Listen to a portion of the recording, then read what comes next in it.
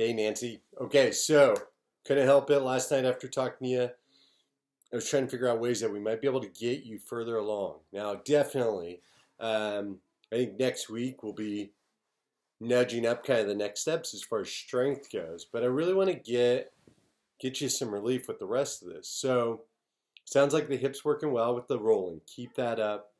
I'm glad to hear that then makes you feel better to do more things. So please keep doing that.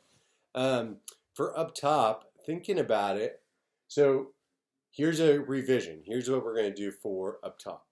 And I would say at least, you could probably do these twice a day. So at least one time a day, but you could easily do them twice a day for the upper body. And as long as you stay in that pain-free range of motion, I think they're going to serve you really well.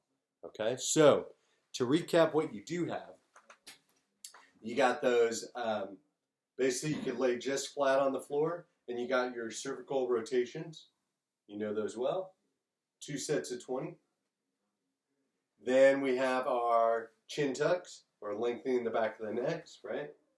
Just lengthen, relax, lengthen, relax. That's 2 sets of 10.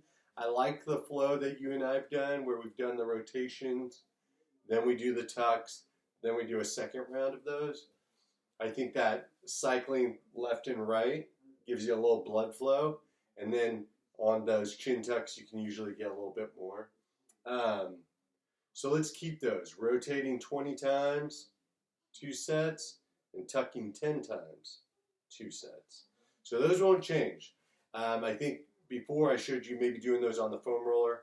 If that's too much laying on the foam roller, then by all means just do them on the ground. That's how we started them way back when. So I think that'll work. The 2 things I'd like to add, well 3 technically, 1 I already told you about, but 2 is pec stretch. So speaking about that foam roller, I'm not sure if you can lie on it where it goes down the center. I don't have mine in here, but it goes down the center. So your head's supported, your shoulder blades are on it, comes all the way down your spine, and your tail's on it. If that's doable, great. But if that's, even that is too much painful, I think the rolling, because it was perpendicular, right? That definitely caused pain. And then even doing those little crunches too much.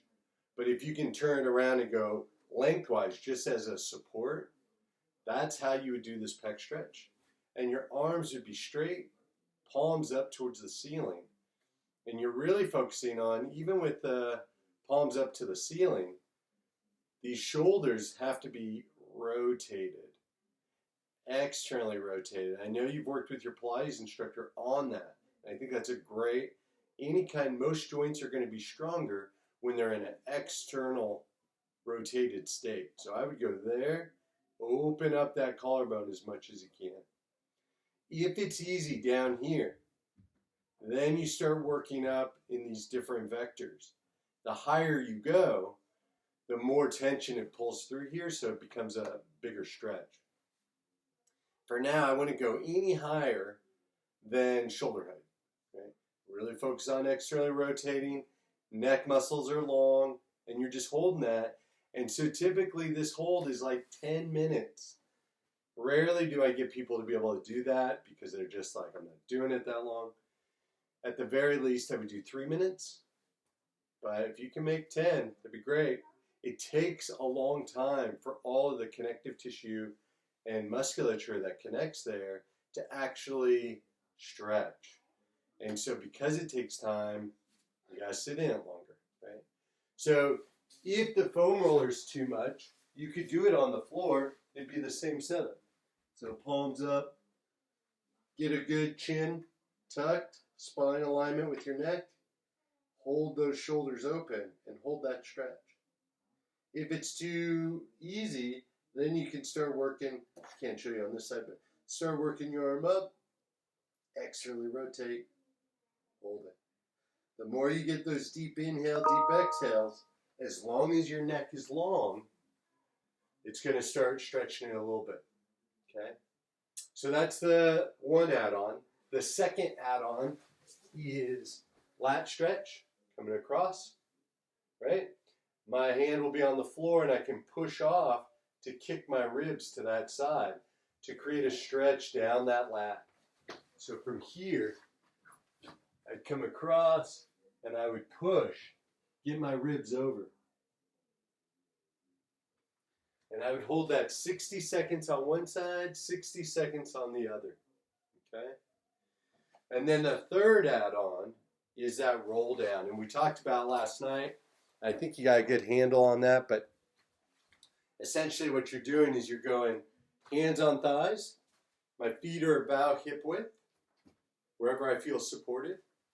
There's a softness in the knees, but then I'm going to tuck my chin and roll. Roll down. Let the weight of your head pull that tissue.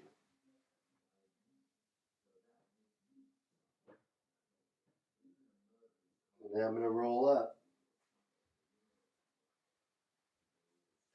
When you do this, Nancy, take notice of like what's pulling. You know, is it up by your neck? Is it in your head? Is it in the back? Is it in the glutes? Sometimes hamstrings, calves. All of those, this is a very global stretch for that whole posterior chain. So all of them are being stretched here. What you may notice is certain spots might be a little hotter than others. So I'm really curious what you feel there. And I would do that one at the end. So you've done all your other upper body stuff, and then that guy just finishes it off with a nice global stretch. But I'm really, I was racking my mind about it because I think the hip stuff you're doing is awesome. It's allowing you to feel pain-free and to do more, and that's always good. And indirectly, that's releasing some of the tension through the spine and the back. We still got some tension up top in that right side where it, hikes up. And for that, I think, finding ways to stretch are going to be good. The roller clearly is too much, so we can't go directly to the source. So we're kind of pulling slack from elsewhere. And when you do the pec stretch and the lat stretch, all those muscles connect to the front side of the shoulder. And when you're when they're tight, they pull you not only forward, but they elevate that shoulder. And so it keeps a shortened levator scapula there. So they're not the only thing that's probably happening, but if we can make sure those keep lengthening, lat and pec, I'll be able to sit that shoulder down a little easier, have a little more play. Okay? So let's try those. I don't think those will impact you in any negative way, but if they do, don't hesitate to let me know. And then, like I was saying before, I think you could easily do these 2 times a day, and they're just more of undoing what you're doing. So I think they're going to be totally fine, but it'll just be a matter if you have the time to do so. So anyways, give them a try. Let me know. See ya.